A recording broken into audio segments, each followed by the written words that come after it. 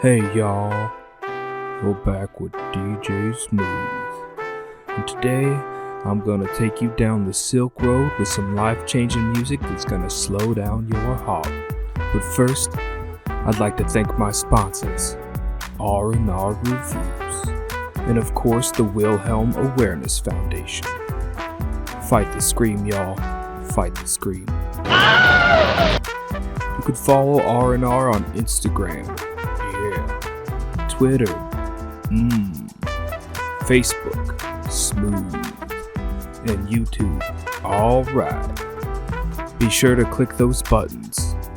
Now to some words that are chicken soup for the soul. I was working part-time in a 5 and dime. Yeah. My boss was Mr. McGee.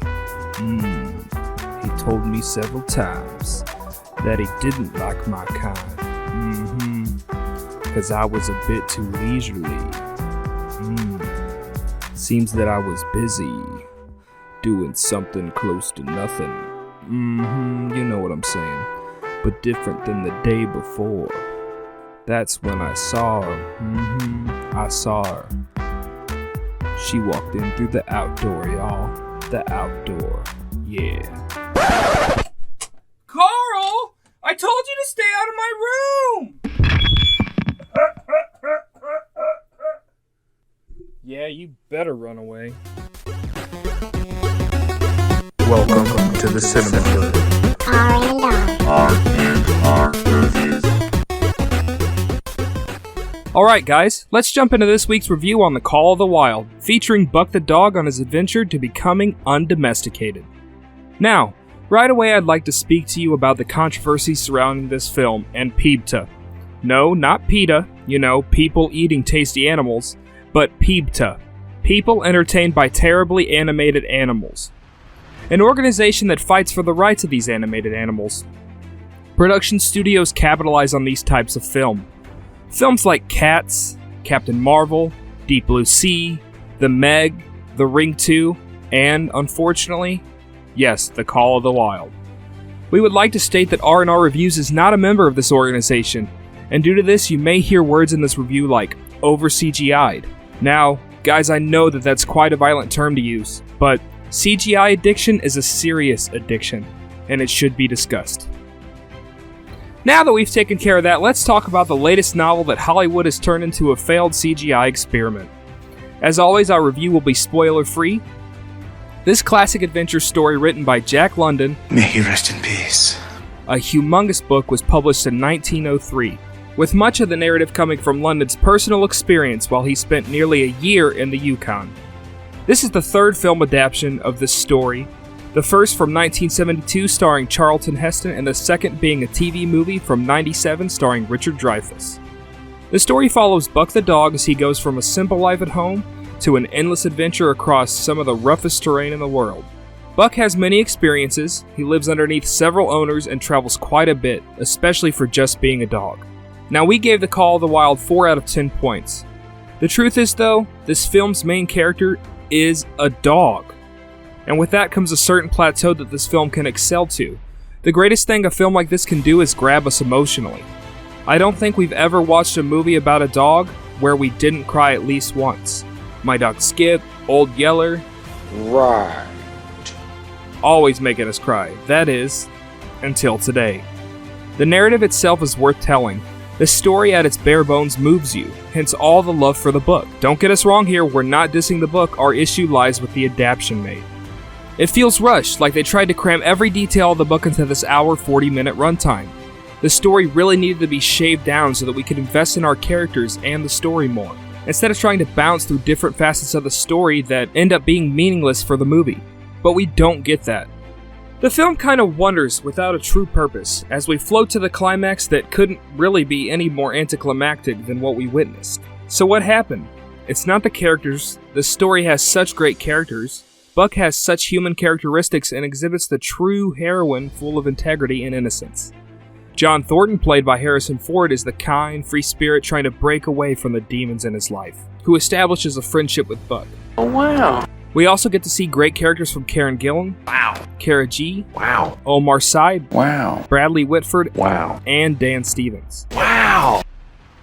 And here's the key to remember. All these actors are acting around nothing. Absolutely nothing, just green screens. All the animals in this film are fully CGI'd, and it shows. But we'll get to our visual effects rant in a minute.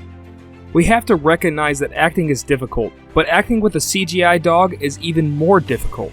All of these performances felt real and attempted to revive this dying adaptation, if only to no avail. Hold on a second. Do you guys hear that? Something calling? Maybe the call of the wild? Oh, oh, oh, oh, oh, oh, oh, oh. Moving on. Anyways, we almost overlooked the score section completely, but that's easy to do when your score is as unnoticeable as this one. This is a massive size story and calls for a massive scale score. Instead, what we get falls short and leaves us without the emotional tug. But give us just a moment to rant about this CGI. Why? For real, why? Why does it all have to be CGI? Now the sets, the backdrops, the exteriors we see are immaculate and very impressive. But the money must have run out there because these CGI animals, well, they really, what's the word I'm looking for? Suck. There are countless moments where the CGI backdrop and the CGI dog seem to create this weird effect that looks fake. I wonder why. And it really pulls you out of the film. This is a classic example of CGI addiction, and I'm sure the people at P.E.B.T.A.A are just as disgusted as we are. This overuse was a real killer for this film. We also think it killed any kind of real emotion the film could have had, as it has done with so many other films. The Call of the Wild is clearly addicted to CGI. We need to have an intervention. Someone give this movie the number for the CGI addiction hotline, please. Now I know what you're thinking, and no, we're not suggesting that they should use animals for our entertainment. But if your film's gonna be solid CGI, you gotta do a little bit better than this. Especially when some of the other animals look better than the main character. I mean, he's your main character, he's what you're gonna be looking at the whole movie. How do you end up making side characters look better than the main character? And I'm not even gonna mention the scene where we go down a waterfall and see our characters get soaking wet and then 2 seconds later they're not wet at all. I won't mention that, because the CGI was so noticeably bad. So in the end, this film is watchable, you can get through it, and the kiddies might enjoy it. However, this is not going to be highly recommended from R&R. This film is mostly geared to children, and we get that, but it's still missing that piece that really makes it a great watch for the whole family. We think that Han should have stayed with Chewie. At least he's not CGI'd. Well guys, that's all we have for today.